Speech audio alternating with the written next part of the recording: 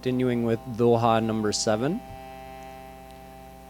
Jai Radhe Krishna Radhe Radhe Radhe Krishna Radhe Jai.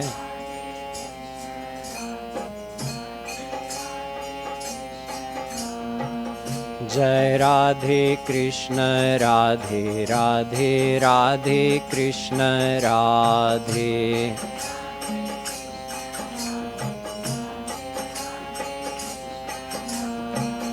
Jai Radhe Krishna Radhe Radhe Radhe Krishna Radhe.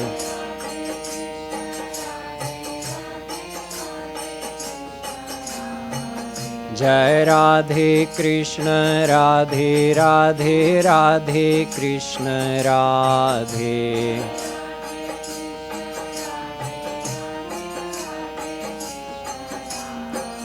Jai Radhe Krishna Radhe Radhe Radhe Krishna Radhe.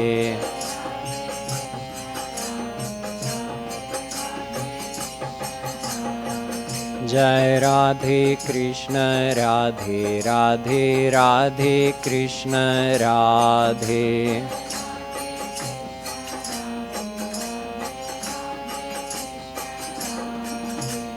Jai Radhe Jai Radhe Radhe.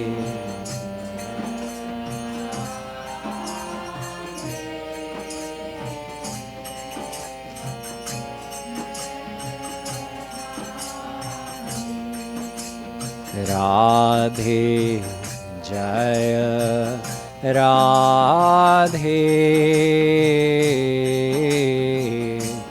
Jaya Radhe Radhe.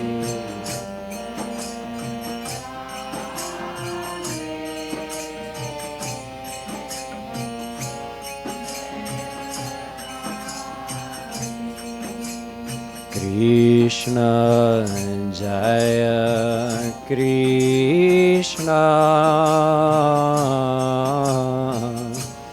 Jaya Krishna Krishna.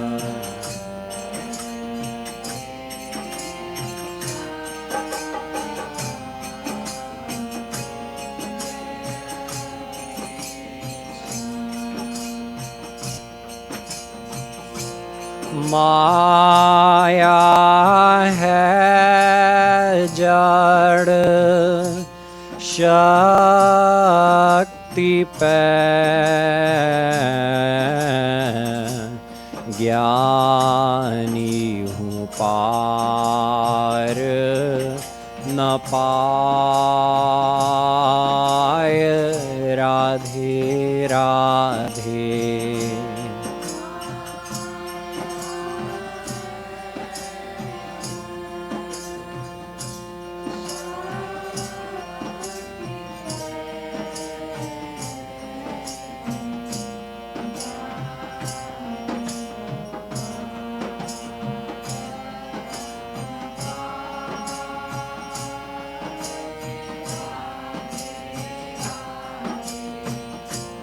माया है जड़ शक्ति पे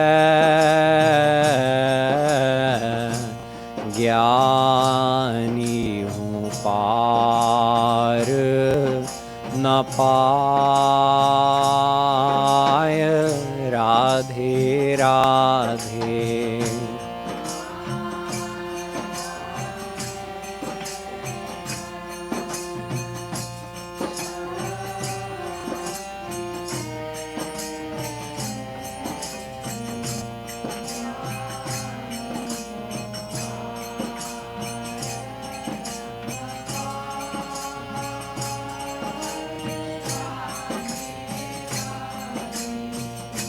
या को कारण स्वयं हरि को प्रेरक आय राधे राधे।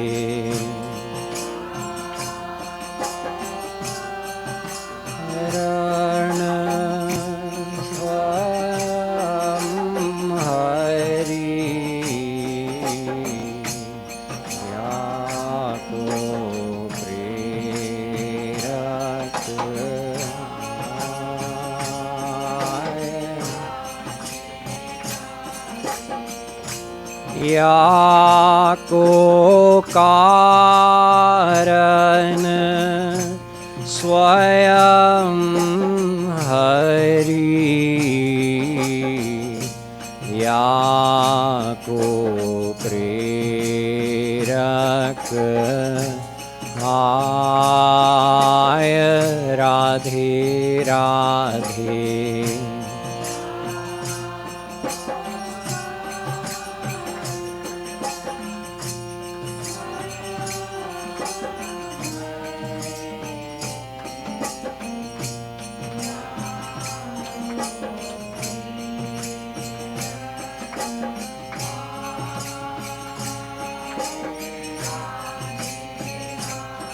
जय Radhe Krishna Radhe Radhe Radhe Krishna Radhe.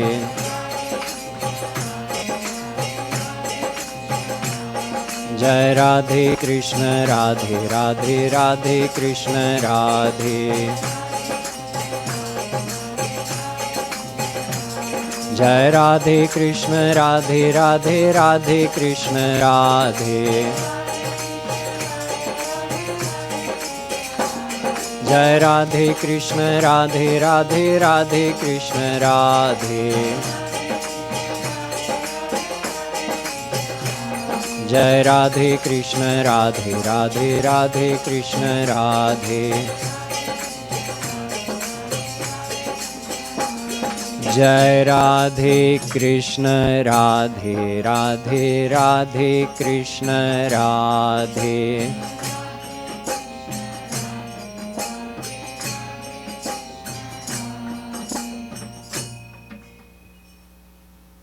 So far we've seen in the first 6 dohas how has Jagadguru Shree Kripalu Maharaj in such a sophisticated but simple way reconciled all the apparent contradictions regarding God, souls, and Maya. Now he's going to explain about the path to God and reconcile all of these contradictions. So first he establishes about Maya, that nobody can defeat Maya on their own. Remember, we learned in the previous Vyakhya of Dohas that there are 3 tattva, Brahma, Jeev, Maya, God, souls, and Maya. God is our goal, and right now Maya has us under bondage. So we need to cross over Maya or defeat Maya in order to reach God. But here Sri Maharaj is saying even a great Jnani cannot cross Maya on his own. Why not? Remember, I explained that there are 2 kinds of Maya. There's Guna Maya and Jeeva Maya. So Guna Maya is the outside world, which is produced by God's power, Maya. And Jeeva Maya is our inner world, or it produces the inner world, causes the inner world of our attachments and desires and emotions. This inner world is our creation, and if someone had enough willpower and practiced for long enough, they actually could defeat that inner world of Maya. But even if someone were to succeed in doing that, they could still not cross over the actual Guna Maya. Daivi hyesha gunamayi mama maya duratyaya mameva ye prapadyante maya metam tarantite. Shri Krishna explains in the Gita that Guna Maya is my Shakti. Here, Sri Maharaj explains that this power of Shri Krishna is equal to Shri Krishna because he's the one causing it to act. He's the one causing it to be active and produce this universe. So since he is the Prerak of Maya, for someone to defeat Maya on their own, they would have to be able to defeat Shri Krishna. And nobody is that powerful. So even though Maya is just a Jada Shakti, it cannot be crossed. See, great Jnanis, they can defeat their inner world through the practice of samadhi, through correct knowledge.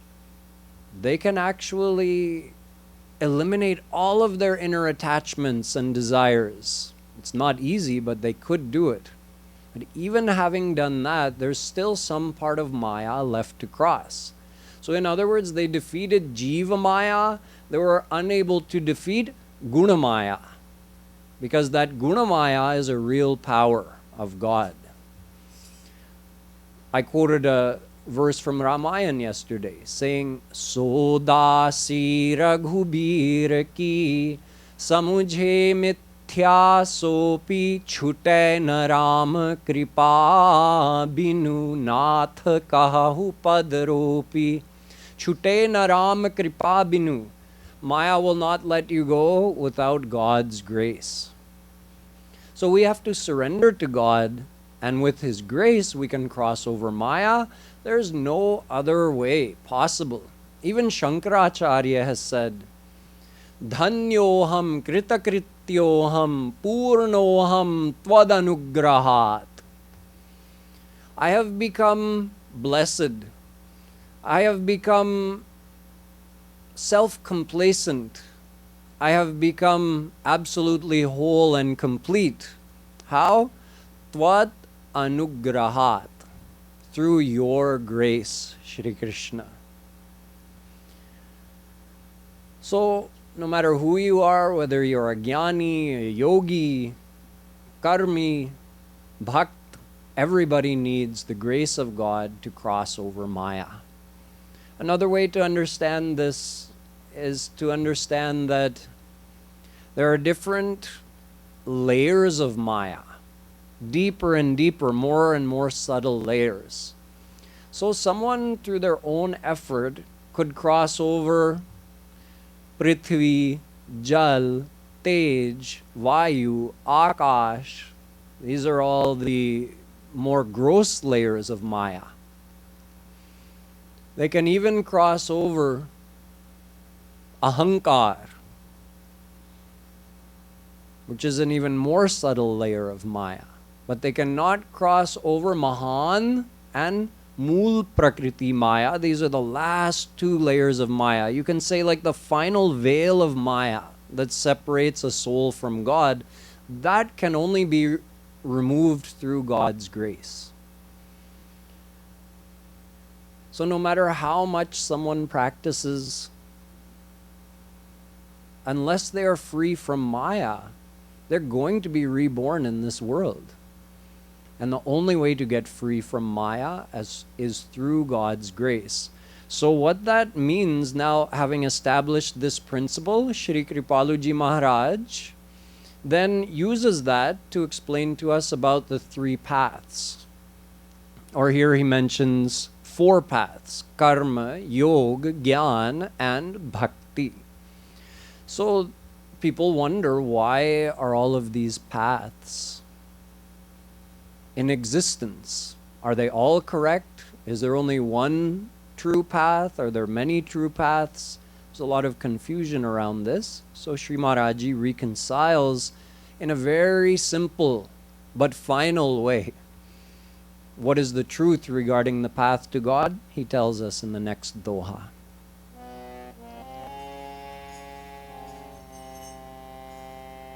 Jai Radhe Krishna Radhe Radhe Radhe Krishna Radhe.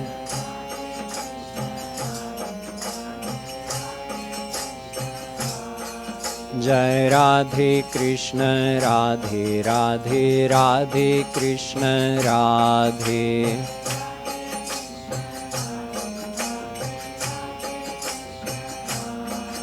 जय राधे कृष्ण राधे राधे राधे कृष्ण राधे।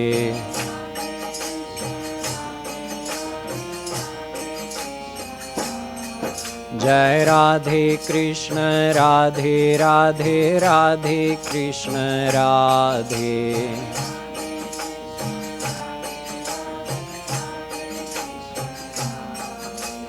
जय राधे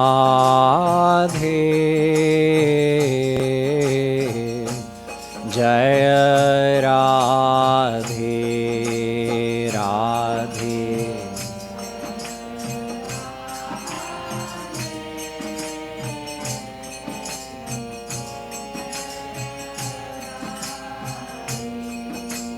कृष्ण जय कृष्ण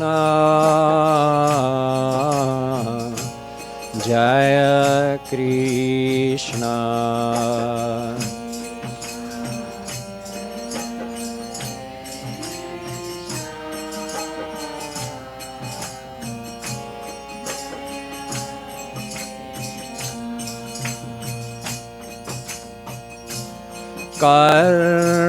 कर्मयोग अरु ज्ञान सब साधन यद्यपि बखान राधे राधे।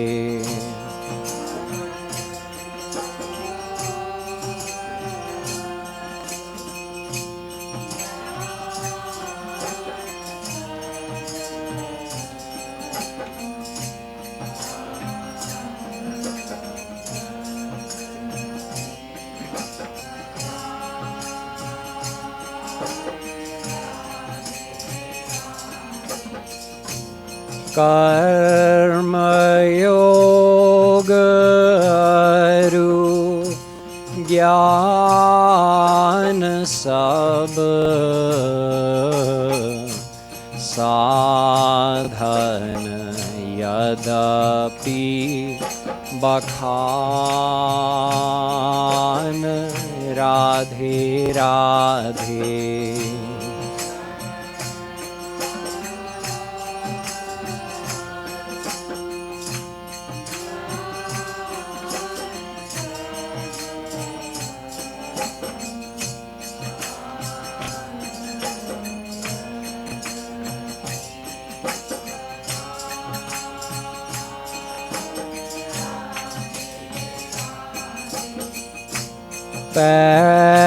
बिनु भक्ति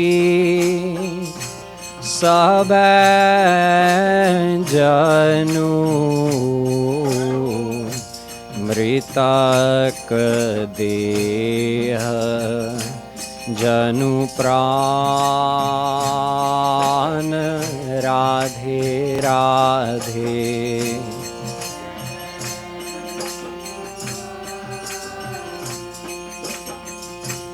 सब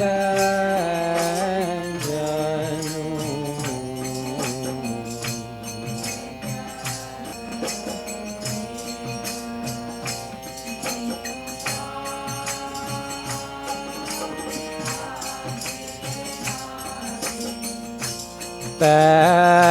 बिनु भक्ति सब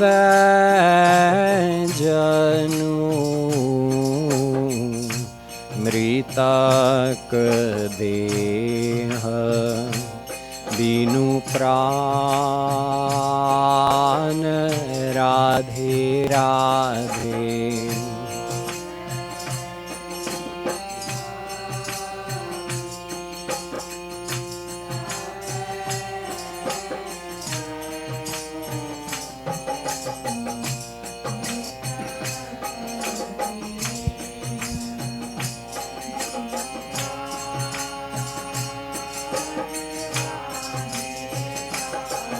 Jai Radhe Krishna Radhe Radhe Radhe Krishna Radhe.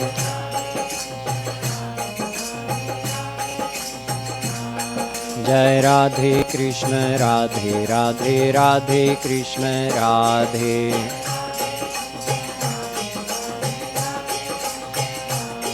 Jai Radhe Krishna Radhe Radhe Radhe Krishna Radhe. Jai Radhe Krishna Radhe Radhe Radhe Krishna Radhe.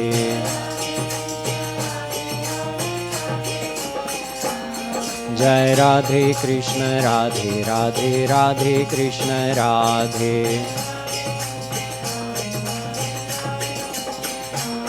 Jai Radhe Krishna Radhe Radhe Radhe Krishna Radhe. Jai Radhe Krishna Radhe Radhe Radhe Krishna Radhe.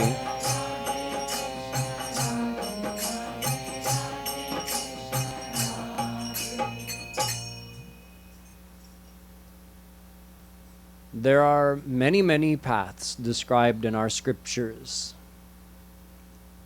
But out of all of them, we generally categorize them into three ways. Either it can be grouped into what we call the path of karma, or the path of jnana, or the path of bhakti.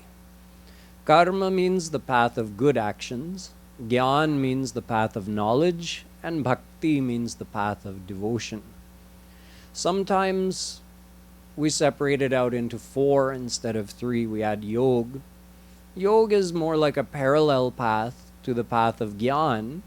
So that's why sometimes we just say three paths. Sometimes we say four. But these four paths include actually hundreds of different paths or spiritual practices. But it's easier just to understand it in three or four categories. So here Sri Maharaj refers to karma, yoga, jnana, and bhakti. Our scriptures have in different places praised these paths, described them extensively, and when people read all these varying descriptions and they also see that different saints have taught these different paths, then they naturally question that, so which one should I follow? The path of karma, path of yoga, path of jnana, path of bhakti, which one is the right one to follow? Sri Maharaj explains very simply that all of these other paths are dependent on the path of bhakti. None of them are complete in and of themselves, because without surrender to Shri Krishna, you cannot defeat Maya, and without defeating Maya, you can't reach God. So it means no path is complete without surrender to God, and the very definition of bhakti is surrender. So without bhakti, no path is complete. Sri Maharaj gives an example that what is a body without a soul? देह बिनु प्राण, उसका मूल्य क्या है? What is the worth of a body without a soul? Once someone's soul leaves their body, then what do we do with the body? We don't even keep it around for 1 or 2 hours.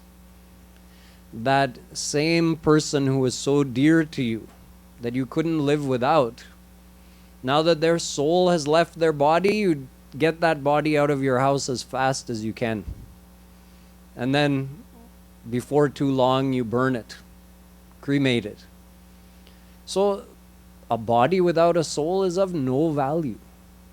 And in terms of the path to God, any path, any path which is bereft of surrender to God is of no use to us. In the Bhagavatam, Veda Vyasji says that if there's any jnani out there who wishes to cross this ocean of Maya, but puts aside bhakti to God, then that person is ignorant. That person is like someone who sees that, oh, this person was pounding these rice husks and they got rice out of it. They got chawal. It came out and you can cook that and eat it. So seeing all the same rice husks that the person had pounded and gotten the rice out of, and then left those rice husks, which are now empty, the person goes and says, I will also pound these rice husks and get chawal out of it. So what does he get out of that? Parishram. Nothing but effort. He works up a good sweat, builds muscles in his arms, but he's never going to get chawal out of that. He can pound it for his whole life. Similarly, if someone ignores bhakti and tries just by following the path of gyan to liberate themselves from maya, they are as ignorant as that person who's trying to pound empty husks and get rice. Bhakti is the final key ingredient. Without surrender to God, no one can defeat maya. It's the same for the karmi, the one practicing good actions according to the injunctions of the Vedas. They can attain swarg, but swarg is only temporary material enjoyment, what we call the heavens or celestial abodes. That's also within the Mayic realm. So if you go to swarg, Ishtapurtam manyamana varishtham nanyat shreyo vedayante pramudha nakasya pristhete sukrite nubhutvemam lokam hinataram vavishanti. Mundakopanishad says, the one who thinks that by going to swarg you're attaining divine bliss, perfect happiness, that person is also called pramudha. So Vedavyasji had a nice example to show how foolish that person is if they think they can cross maya through the path of gyan without bhakti. Here, the same thing is being said for someone who thinks merely by doing good karma they can cross over maya and reach God. Veda says that person is pramudha. Mood means a fool. Pramud means an extreme fool, the fool of all fools. Because he goes to swarg after so much effort and only stays there temporarily and eventually has to come back and be born here on this earth again. And he's no closer to being God realized or defeating maya.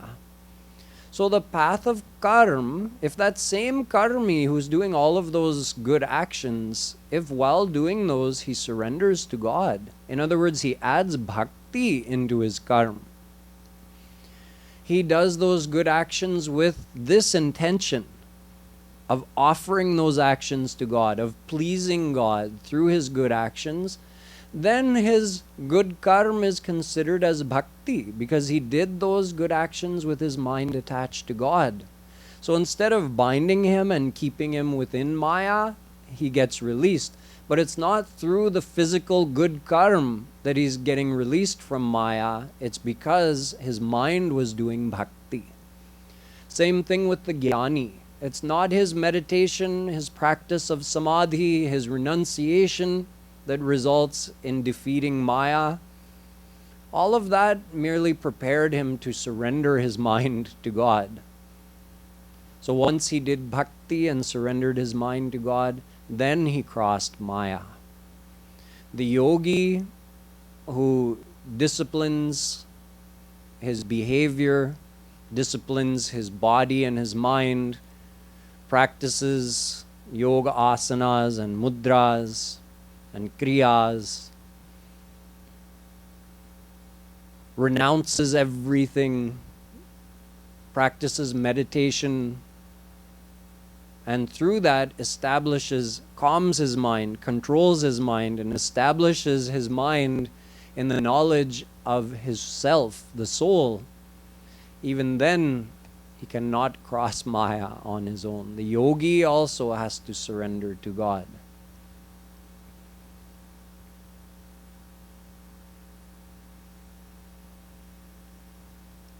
the jnani, he can also know himself.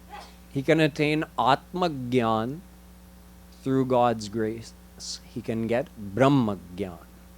See, through his own effort, he gets Atma Gyan, he knows himself, his soul. And through God's grace, he gets Brahma Gyan. He can know God, and he can be free from Maya. But he can't reach that on his own. So you see, the path of karma, the path of yoga, the path of gyan, they are all incomplete without bhakti. This is why Ved says, Bhakti revainam nayati, Bhakti revainam pashyati, Bhakti revainam darshayati, Bhakti vashah purusho, Bhakti reva bhuyasi.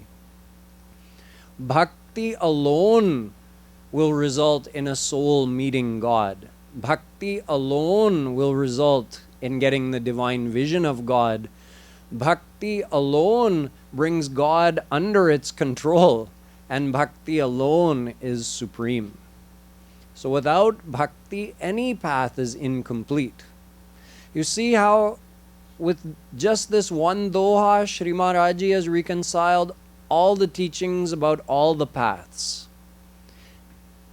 Any path without surrender to God, without the attachment of the mind to God, cannot bring you to God. It'll bring you somewhere. It must have some result, but it won't result in God realization.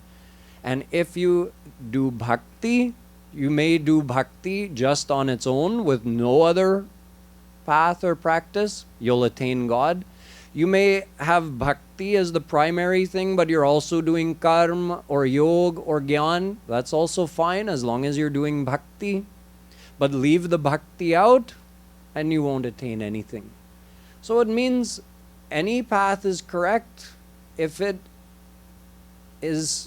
leads to surrender to God, or if it causes you to surrender to God, or if while doing that you are surrendered to God, the path is correct. And if you leave out surrender to God and try to do it on your own, it's incorrect if your goal is God realization. If your goal is something in this world, then okay, fine, it can lead you to something there, but not to God realization. So in fact, the path is only one, bhakti. There are different ways of doing bhakti, certainly, but the path to God is only bhakti. Ved has said so, Gita has said so, Bhagavatam has said so. Shri Krishna says that I am only attainable through bhakti. Bhaktya tvananyaya shakya ahamevam vidhorjuna gyatum drashtuncha tatvena praveshtuncha parantapa. Gita. I am only attainable through bhakti, Arjun, not through any other means. Naham vedair na tapasa na jnanena na tejjaya na chejjaya. Not through good actions, not through yoga, gyan. No other means is effective in reaching me. Only bhakti.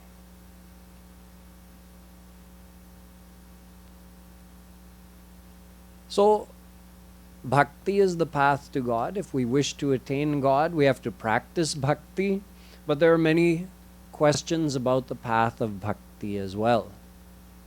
Like some people say, do I have to do bhakti? Or does bhakti happen? Bhakti ko karni hai ya bhakti ho jati hai?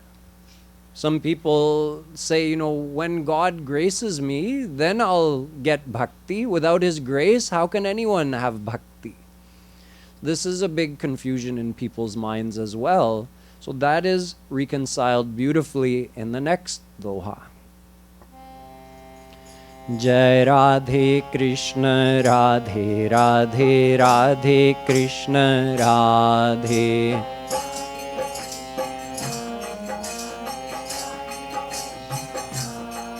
जय राधे कृष्ण राधे राधे राधे कृष्ण राधे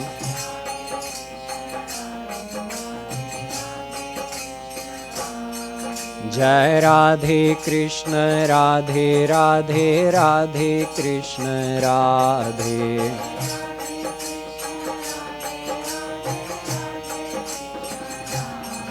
जय राधे कृष्ण राधे राधे राधे कृष्ण राधे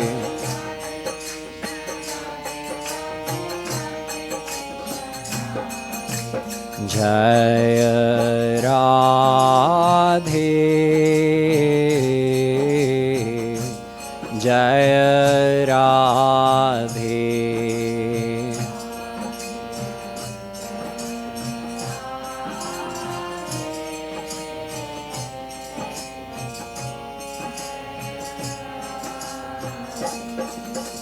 कृष्ण जय कृष्ण जय कृष्ण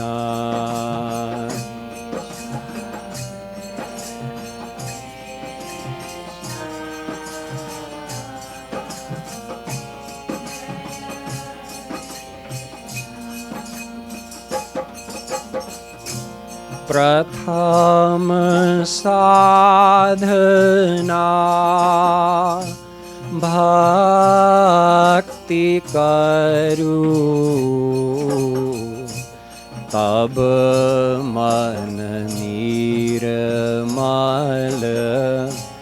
होय राधे राधे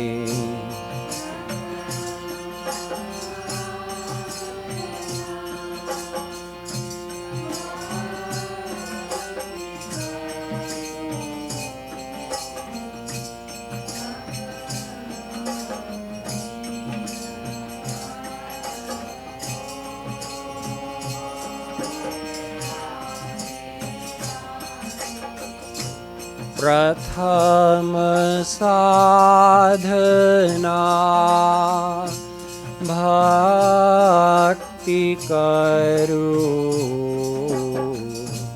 तब मन निर्मल होय राधे राधे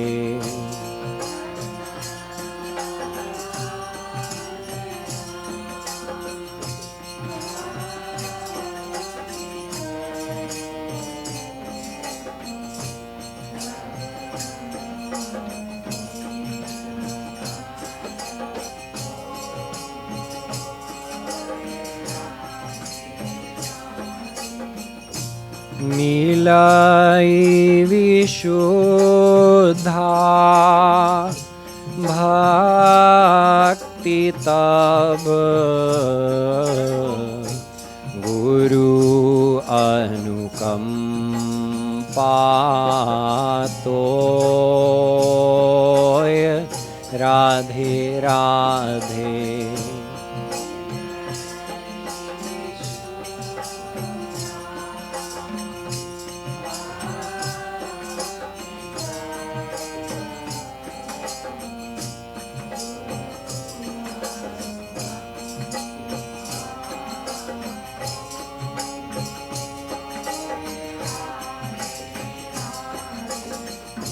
मिलाई विशुद्धा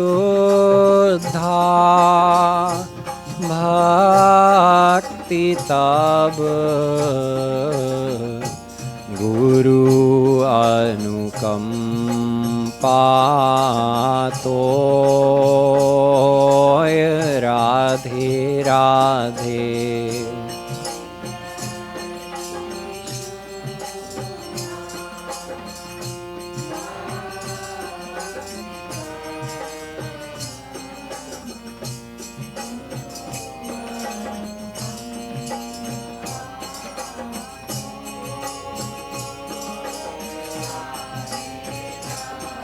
जय Radhe Krishna Radhe Radhe Radhe Krishna Radhe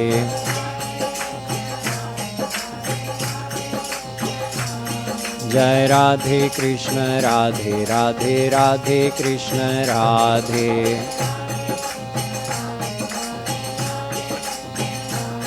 Jai Radhe Krishna Radhe Radhe Radhe Krishna Radhe.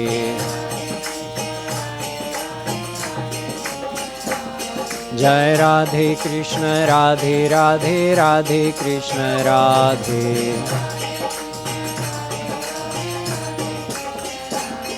Jai Radhe Krishna Radhe Radhe Radhe Krishna Radhe.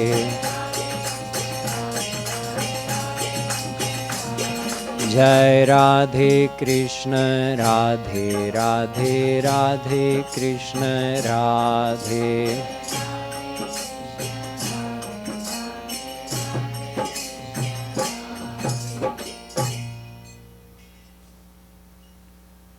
Both statements are correct.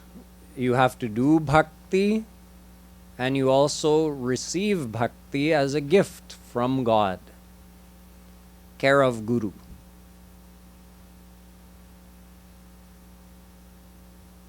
How can both statements be true? Because there are two kinds of bhakti. There is Sadhana Bhakti and there is Vishuddha Bhakti. Sadhana Bhakti is karne wali bhakti, the bhakti you have to do.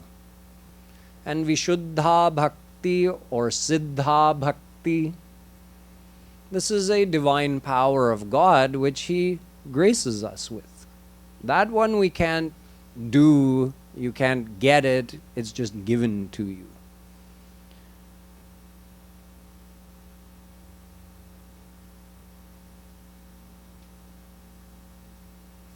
Sadhana Bhakti means attaching your mind to God. That's something we have to practice every day. And through attaching our mind to God, our mind gets purified. So, tab man nirmal hoy. Your man will become nirmal. Your mind will get purified through doing sadhana. So, pratham sadhana bhakti karu. First do sadhana bhakti.